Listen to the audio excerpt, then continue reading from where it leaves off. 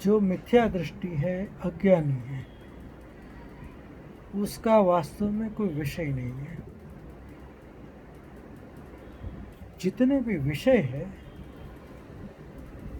चाहे व्यवहारने के हो या निश्चयने के, वो ज्ञानी को होता है, अज्ञानी को नहीं। सम्यक दर्शन होने के पश्चात ही नयोग का जन्म होता है। इसके पहले व्यवहार में होता ही नहीं है। तो ये व्यवहार नहीं ज्ञानी को होता है, अज्ञानी को नहीं।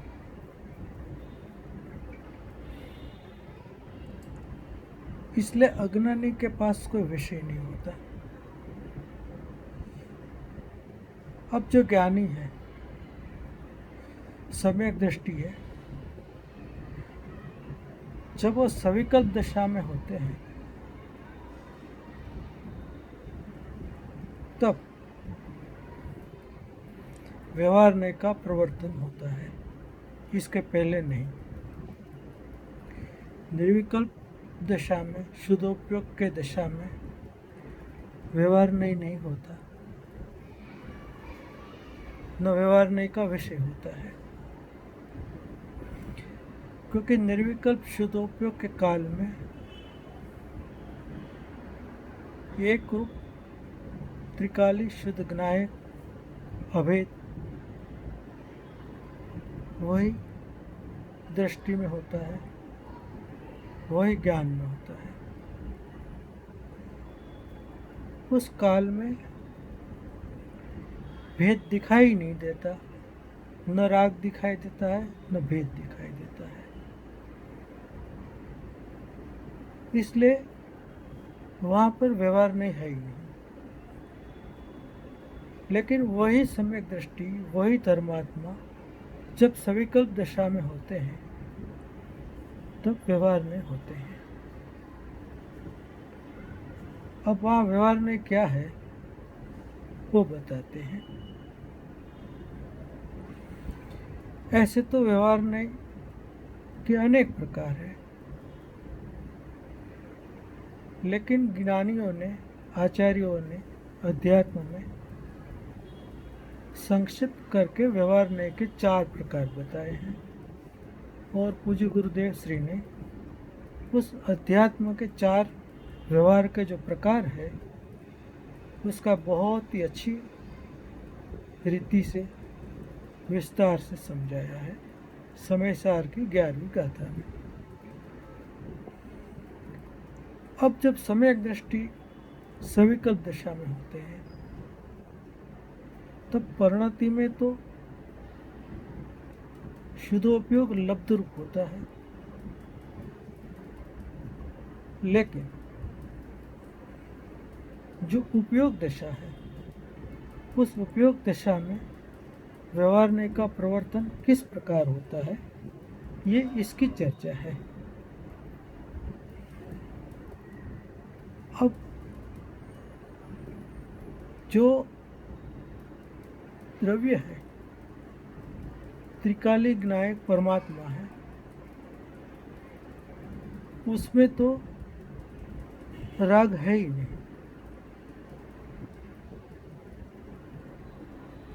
उसमें राग नहीं है, इतना ही नहीं, आत्मा के जो गुण है, ऐसा कोई गुण नहीं है जिसमें राग हो।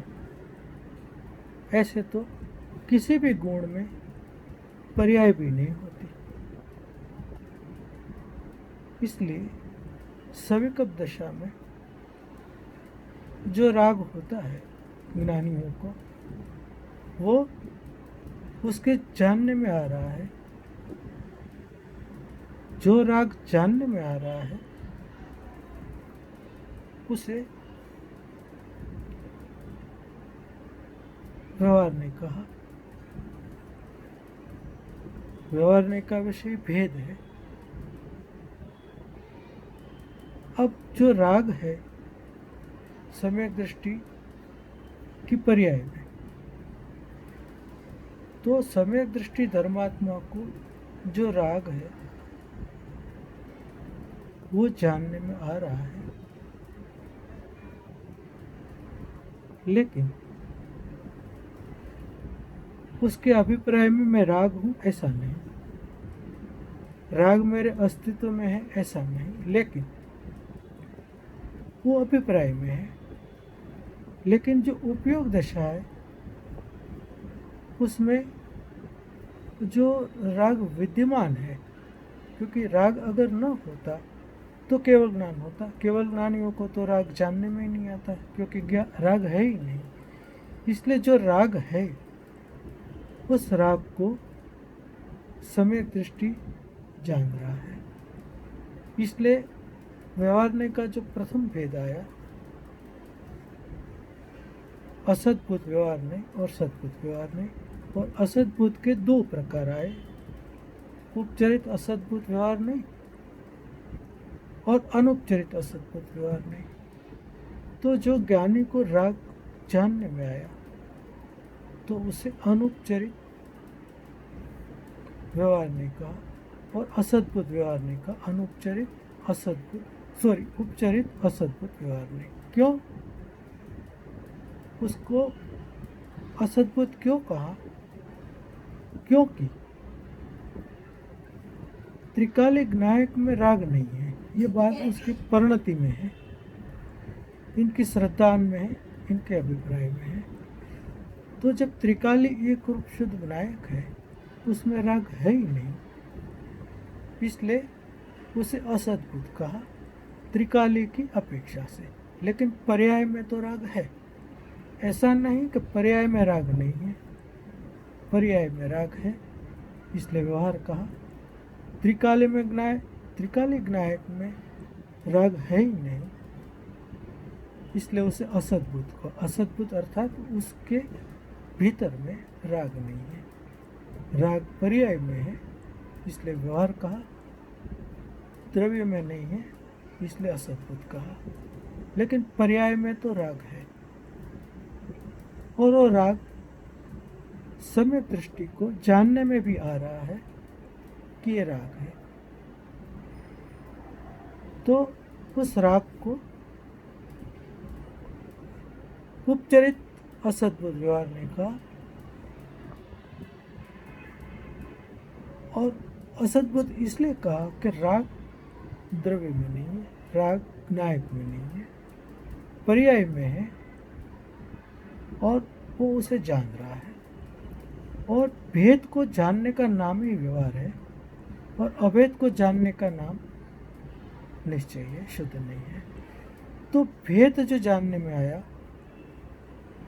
इसलिए उसे व्यवहारने नाम कहने में आया, क्योंकि व्यवहारने का विषय भेद है, निश्चय नहीं, शुद्ध नहीं का विषय अभेद है।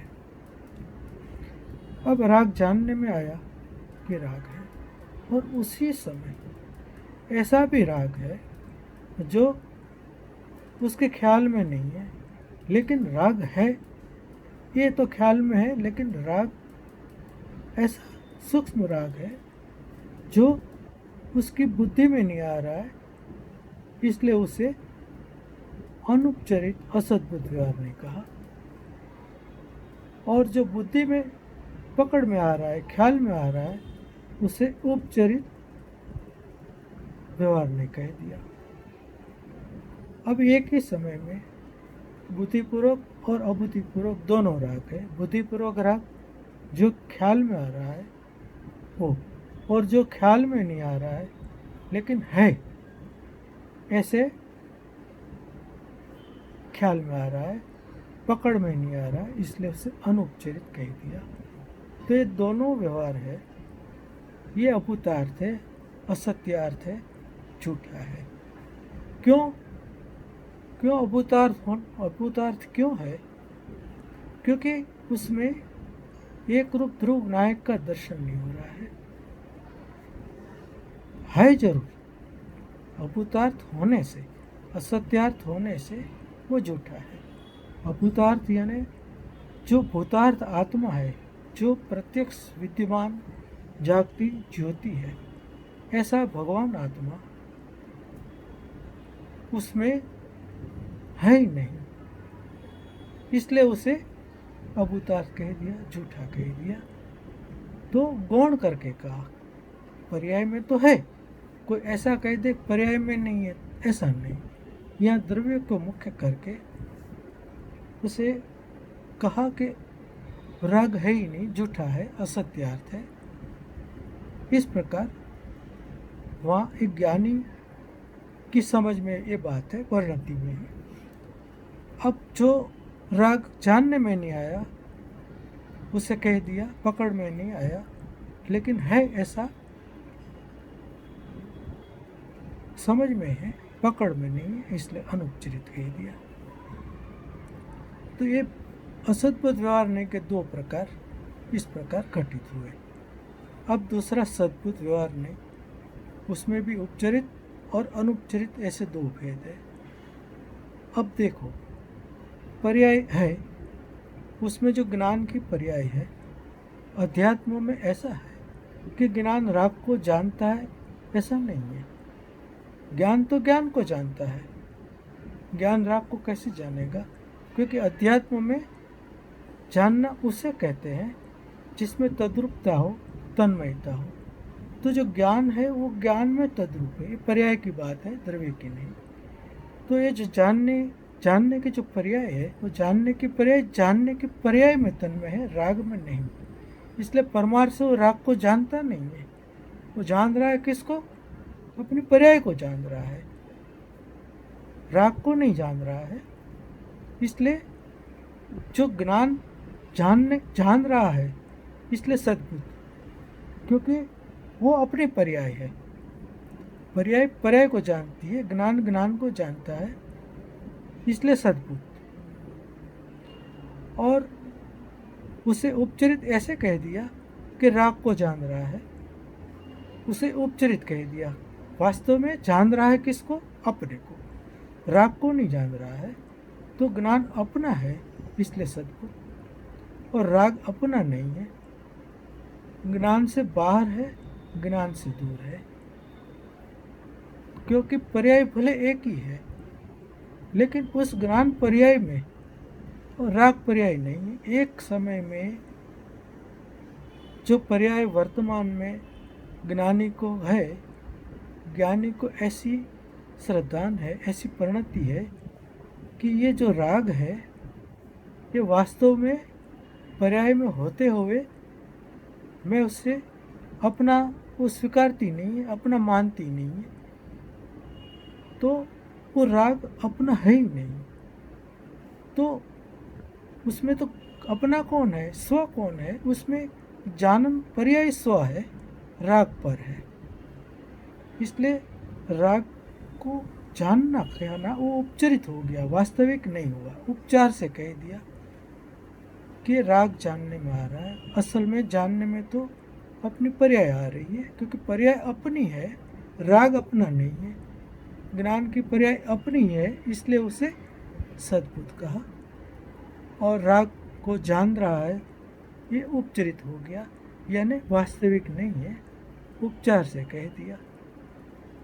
और जब और आगे चलता है तो ऐसा है कि मैं तो ज्ञान हूँ, मैं राग नहीं। मैं अभी वो राग को याद नहीं कर रहा है, मैं तो ज्ञान हूँ, ज्ञान वही मैं हूँ।